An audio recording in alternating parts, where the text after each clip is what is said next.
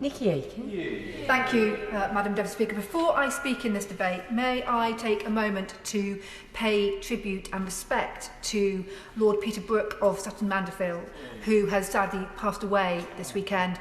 For those of you who will know, he was a member of the Cities of London and Westminster for 25 years, from 1977 to 2001, and in that time was Cabinet Minister in the Thatcher and Major governments, Northern Ireland Secretary and Heritage Secretary. So I'd like to send my condolences to his widow Lindsay and the family.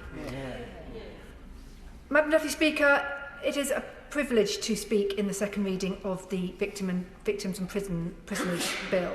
Victims should and must have confidence in the criminal justice system, from making an allegation to the police investigation, court case, conviction, and all the way through to the parole stage. After all, we know that a victim's experience of the criminal justice system doesn't stop after the perpetrator has been found guilty. So I praise the Lord Chancellor, the Secretary of State and the Minister for listening to victims, survivors and their families and bringing forward this legislation which enshrines victims' rights into law. Quite rightly, Part 1 of the bill seeks to improve positive outcomes and provide that much needed support for victims at every level. As it currently stands, it does this by enshrining the key principles underpinning the Victims Code in law, simplifying support during and after the criminal justice system, strengthening the Victim Commissioner's role, and introducing a joint statutory duty on PCCs, integrated care boards and local authorities to work together when commissioning support services for victims of domestic abuse, sexual abuse and other serious violence. And of course all this is welcome. However, I would gently ask the Minister to consider what survivors like the broadcaster Charlie Webster, as well as the London Victims Commissioner Claire Waxman, are highlighting. Specifically their campaign to give teeth to the Victims Code, ensure there are proper resources in place for survivors and those supporting them. And the Minister will, of course, remember when he and I sat in Westminster City Council's Cabinet, he is in charge of adult social services, myself as children's social services, that governments are very good at providing local authorities with statutory duties, but it's very, very important and the funding comes with that statutory duty. And I think the Victims Bill will strengthen the divine rights to drive the cultural change needed to improve the treatment of victims in the criminal justice system. And I've read the letter that Charlie has written to the Secretary of State, which highlights the death of her very close friend Katie, the victim of sexual abuse. And I pay tribute to the work that Charlie has done in this arena. I first met Charlie, she's a constituent of mine, and we were both volunteering during the COVID pandemic, and she told me her experience as a victim of domestic abuse and sexual abuse, and I was very proud to sit on the Domestic Abuse Bill Committee and see through an amendment to the bill which Charlie had lobbied. And for those of you who know Charlie, she's very, very good at lobbying to ensure that children were included in as victims of domestic abuse. And Charlie's letter and Claire Waxman's campaign show that this kind of evidence-led legislation, which responds to the lived experience of victims and gives legally enforceable rights to justice and support.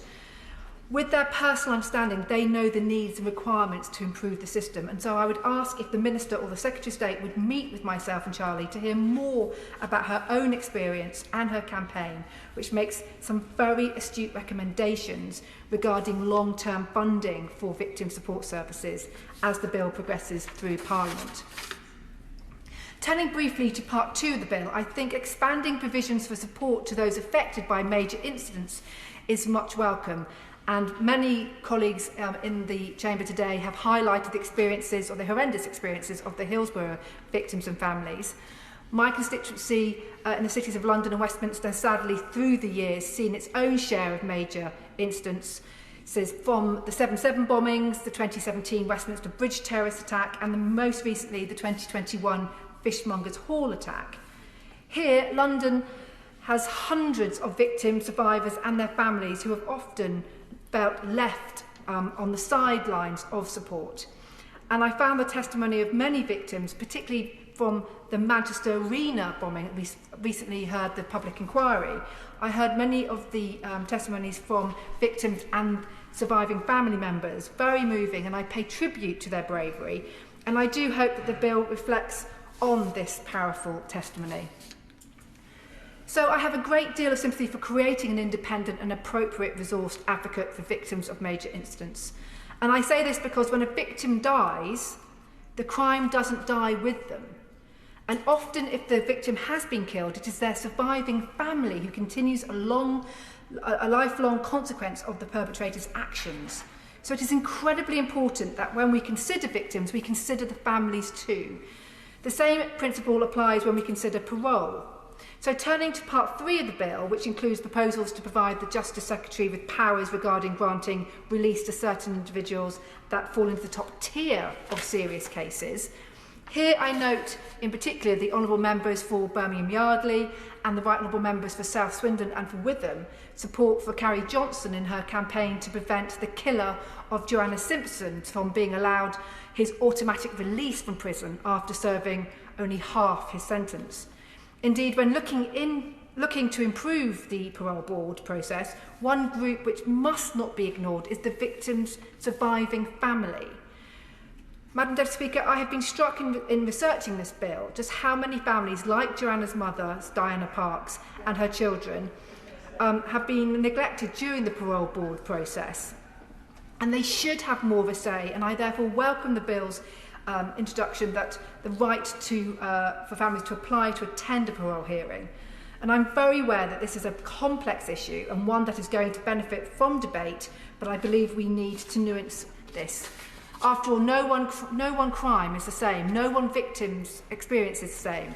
So making sure that there is a sympathetic approach with appropriate powers in place for the Justice Secretary and the parole board so that they can deliver for all those affected by a top-tier crime is going to be critical to the success of this bill. That being said, Madam Deputy Speaker, as a whole, I certainly welcome this bill and, of course, the measures that will go to a significant way to change a victim's experience.